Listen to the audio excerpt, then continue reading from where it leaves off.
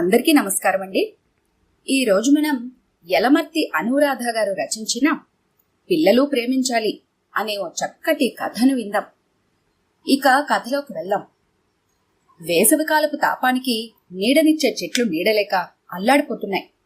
వాటి బాధను గుర్తించినట్లు రాఘవయ్య బావిలో నీళ్లు చేదుకొని బకెట్లో పోసుకొని వచ్చి చెట్లన్నిటికీ నీళ్లు పోయసాగాడు. తల్లి కోసం ఏడుస్తున్న పిల్లలకు తల్లి కనిపించినంత ఆనందమైంది ఆ చెట్లకు. నిమిషాల్లో జీవం తెచ్చుకున్నాయి. కృతజ్ఞతలు చెప్పుకుంటున్నట్లు తలలూపాయి. లాలనగా వాటిని స్పృశించాడు ఆయన. మూగ భావాలే, వాటికి మాటలు రావుగా. మీరు నా బిడ్డల్లాంటివారే, చల్లగా పెరగాలి అని ఆయన అనగానే మరింతగా ఆకులను కదిలించాయా చెట్లు. వీటికున్నంత అభిమానం కనీపించిన పిల్లలకు ఉండడం లేదు. మనుష్యులు ఇలా మారిపోతున్నారేమిటో అనుకున్నాడు స్వగతంగా. ఏమండి, లోపల నుంచి భార్య పిలుస్తుండటంతో చేసే పని ఆపి లోపలికి వెళ్ళాడు. ఏమిటి భాగ్యం, ఏమన్నా కావాలా? ఇలా అడుగుతారు గాని తీరా చెప్పక విసుక్కుంటారు. అదే నాకు భయం. లేదులే, చెప్పు. మన పెద్దోడు చిన్నప్పుడు ముద్దు ముద్దుగా చెప్పిన పద్యాల క్యాసెట్ ఒకసారి పెట్టండి, వినాలనుంది. అలాగే, దానికోసం ఒక అరగంట వెతికి టేప్ రికార్డర్లో పెట్టి నువ్వు వింటూ ఉండు, కాస్త పైపుతో చెట్లను తడిపోస్తాను అంటూ బయటకొచ్చాడు. చెట్లకు క్రింద నీళ్లు పోస్తే పీల్చుకుంటాయి, కాని పైన తడిపితే వానజల్లుల్లో మనం తడిస్తే ఎంత ఆనందపడతామో అంతకంటే ఎక్కువ సంతోషపడతాయి అనుకుంటూ ఆ పని పూర్తి చేశాడు ఆయన. పిల్లల్ని కూడా ఇలానే కదా పెంచాడు. వాళ్ళ అవసరాలను వాళ్లకంటే ముందే గ్రహించి తాము తిన్నా తినకపోయినా ముందు వాళ్ళను సంతృప్తిపరిచేవాళ్ళం. కాని వాళ్ళిప్పుడేం చేస్తున్నారు? దిగులుగా ఉంది. ఒక్కసారి కనిపించి వెళ్ళండిరా అంటే రారు. ఫోటోలు పంపుతారు. వాటిని చూసి ఆనందించగలం గాని అనుభూతి చెందలేముగా. అది చెబితే వాళ్లకు అర్థం కాదే. అర్థమయ్యి రాలేక అర్థం కానట్టు ఉంటారేమో. తల్లిదండ్రులకున్న తపన పిల్లల్లో కనిపించదు. కావాలని బ్రహ్మ ఇలా రాశాడా, లేక మన పెంపకంలో లోపమా? పిల్లలకు ప్రేమించడం నేర్పాలా? తమ ప్రేమ ఉగ్గుపాలు త్రాగి తమ ప్రేమతో రక్తమాంసాలు పెంచుకున్న పిల్లలకు తల్లిదండ్రులను ప్రేమించండిరా అని చెప్పడం ఎంత దౌర్భాగ్యం. ఎవరికి ఇలాంటి కష్టం రాకూడదు. ఏ తండ్రి పిల్లల గురించి తనలా బాధపడకూడదు. భార్య మంచాన పడి 3 నెలలైంది. ఆవిడకు ప్రత్యేకమైన అనారోగ్యం అంటూ ఏమీ లేదు. పిల్లల్ని చూడాలని దిగులు తప్ప. అదే మనోవ్యాధిగా ఆమెను బాధిస్తోంది. ఎన్నిసార్లు కబురు చేసినా ఇదిగో వస్తున్నాం, అదిగో వస్తున్నాం అంటూనే నెలలు గడిపేస్తున్నారు. కనీసం ఫోన్లో కూడా మాట్లాడరు. పుణ్యానికో పురుషార్థానికో అన్నట్టు ఎప్పుడో ఒకసారి కనిపిస్తారు. 1 గంట మురిపిస్తారు. ఆ గంటలో భార్య పిల్లలతో ఫోన్లో ఎన్నిసార్లు ముచ్చట్లు పెడతారో. కాని పెంచిన తాము ఆ పాటి చెయ్యరా? అలా వాళ్ళను చూస్తుంటే సంతోషించాలో బాధపడాలో తెలియని పరిస్థితి. వాళ్ళ పిల్లలను చూసిన దాంట్లో 100 వంతైనా తమకు చెయ్యాలనిపించదా? అసలు ఇలా చేయడానికి మనసులా ఒప్పుతోంది. ఈ పిల్లల మీద దిగులుతో తన భార్య తనకు దూరమైతే ఒంటరిగా తను బ్రతకగలడా?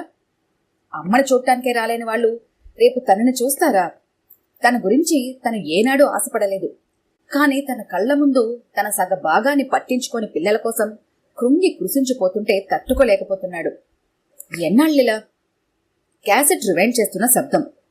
అంతే, అలా వాళ్ళని గుర్తు తెచ్చుకుంటూ విన్నదే వింటూ అదే జీవితమనే పిచ్చి భ్రమలో కొట్టుకుపోతుంటుంది. సంసారాన్ని మనిద్దరమే ప్రారంభించాం, చివరి వరకు మిగిలింది మనిద్దరమే అంటే వినదే. ఎంతసేపు పిల్లలు పిల్లలు అని ఒకటే కలవరింత. తనకు మాత్రం ఉండదా వాళ్ళని చూడాలని? జరగనిది తెలిసి దానికోసం ఆశపడే అవివేక కాదు తను. అందుకే గుండె చిక్కబట్టుకుని ఇలా రాగాల్లేని రాయిలా బ్రతుకుతున్నాడు. బయట కుర్చీలు తెచ్చివేశాడు.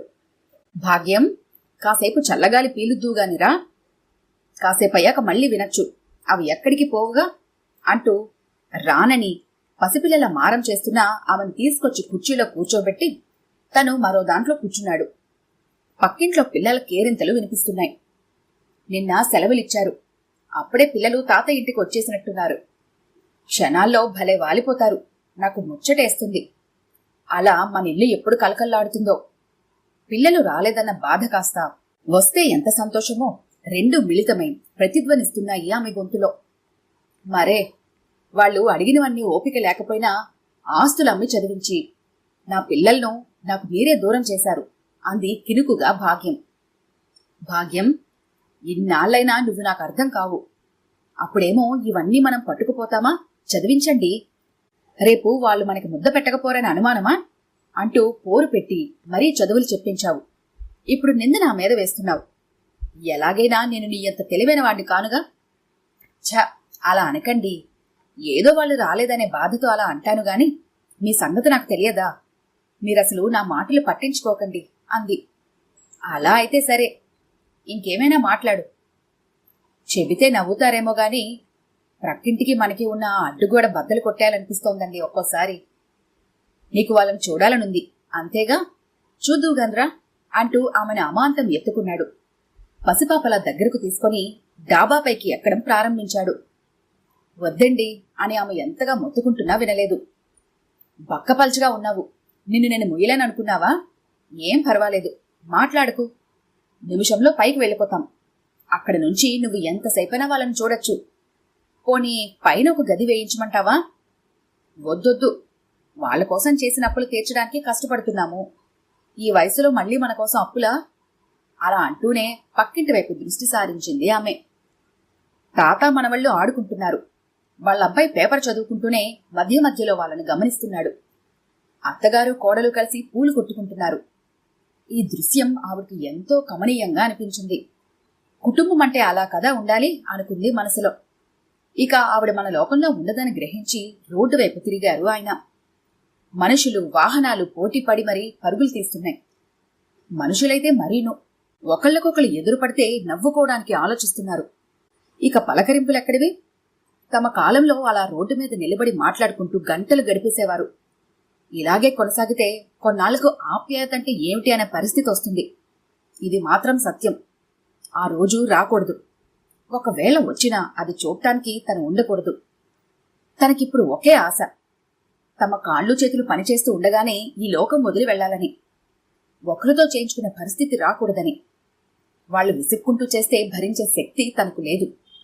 అసలు ఎవరైనా అలాంటి స్థితికి వస్తే చేయడానికి ముందుకు వస్తారా అన్నది కూడా మీమాంసే.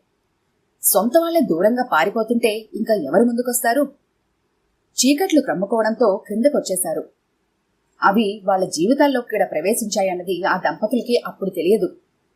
పిల్లల్ని చూడాలనే కోరిక తీరకుండానే నిద్రలోనే ఆవిడ ప్రాణాలు అనంతవాయువుల్లో కలిసిపోయాయి. ఆ కళ్ళు తెరుచుకుని ఉంటే ఇంకా పిల్లల కోసం ఎదురు చూస్తాయేమో. ఇద్దరమూ కలిసే వెళదామంటే వినకుండా నన్ను ఒంటరివాడిని చేసి వెళ్ళిపోయావా భాగ్యం అంటూ లోపలే కుమిలిపోయాడు. అప్పుడు మాత్రం దిగారు పిల్లా పాపలతో కొడుకులు. అన్ని కార్యక్రమాలు బాగానే జరిపించారు. ఆ తండ్రి హృదయం ఆ రవ్వంత పనికి ఆనందంతో పొంగిపోయింది. అది ఉండగా వీళ్లంతా వస్తే ఆ బలంతోనైనా కొన్నాళ్ళు బతికేదేమో. ఆ రోజు తల్లి శవం మీద పడి వాళ్ళిద్దరూ ఏడుస్తుంటే చుట్టుపక్కల వాళ్లు కన్నీళ్లు కార్చారు. కాని తన కంట్లోంచి ఒక్క బొట్టు కూడా రాలేదు. ఒక రకంగా చెప్పాలంటే వాళ్లే తన భార్యను తనకు కాకుండా చేశారు. చట్టానికి దొరకని హంతకులు. కొడుకులు కదా, ఈ విషయాన్ని బయటకు చెప్పలేదు. పిల్లలిద్దరూ వెళ్లిపోయే రోజు దగ్గర పడుతోంది. నాన్నా, మీరొక్కరు ఇక్కడ ఉండి ఏం చేస్తారు? మీరు మాతో వచ్చేయండి. ఈ ఇల్లు అమ్మేద్దాం. ఆ డబ్బు బ్యాంకులో వేస్తే వచ్చే వడ్డీతో మీపై ఖర్చు వెళ్ళిపోతుంది. ఏమంటారు? 30 కావాలి, 40 కావాలి, 100 కావాలి అంటే జోబులో పెట్టిన తండ్రికి ఈ రోజు తన ఆస్తి అమ్మిన దాంట్లోంచే పాకెట్ మనీ ఇస్తారంట. ఎంత దాతృత్వం! ఇంకా నయం, ఇల్లమ్మిన డబ్బు కూడా తీసేసుకుంటాము అనలేదు. కొంతలో కొంత నయం అనుకున్నాడు మనసులో. పిచ్చిమారాజు అమ్మాక అది వినవలసి వచ్చేది. ఆ మాట విని ఆ చిన్న గుండె తట్టుకోగలదా? ఏమో, కాలమే చెప్పాలి.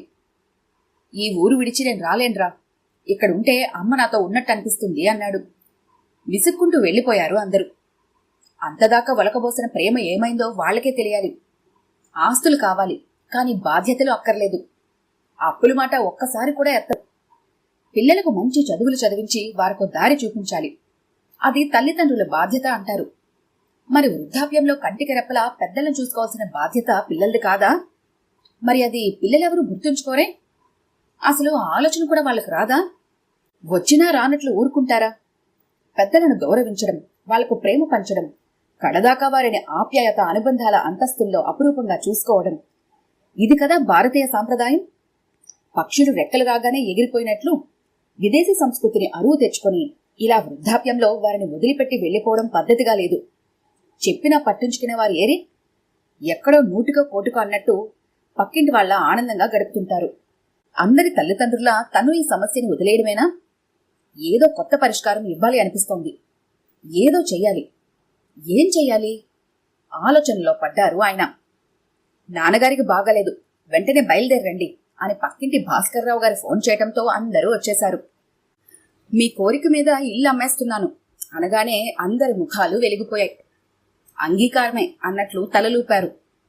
అందరి ఆమోదం లభించగానే కొనుక్కున్న వాళ్ళు రావటం, సంతకాలు తీసుకోవటం, రిజిస్ట్రేషన్ చేయించుకోవటం, డబ్బంతా ఆయన చేతిలో పెట్టడం జరిగిపోయింది.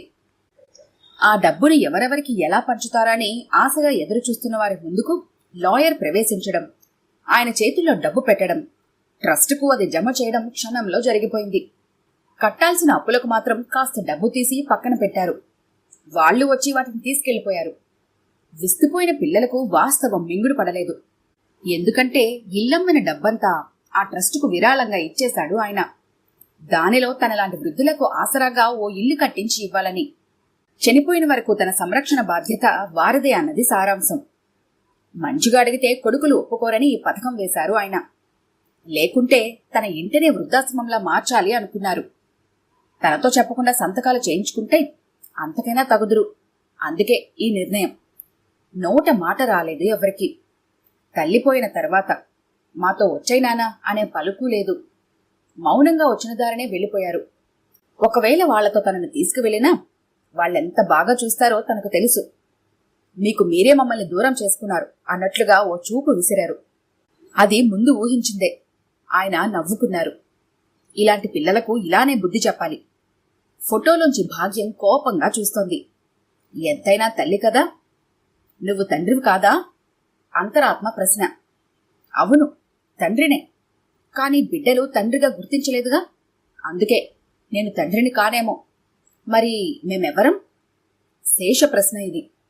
దీనికి సమాధానం ఈనాటి పిల్లలే చెప్పాలి. ప్రేమించడం తెలిసిన పిల్లలకు మాత్రమే దీనికి జవాబు చిక్కుతుంది. ప్రయత్నించండి మరి. ఈ కథ కనుక మీకు నచ్చినట్లయితే లైక్ చేయండి, షేర్ చేయండి. మరిన్ని ఇంట్రెస్టింగ్ కథల కోసం మా ఛానల్ని తప్పకుండా సబ్స్క్రైబ్ చేసుకోండి.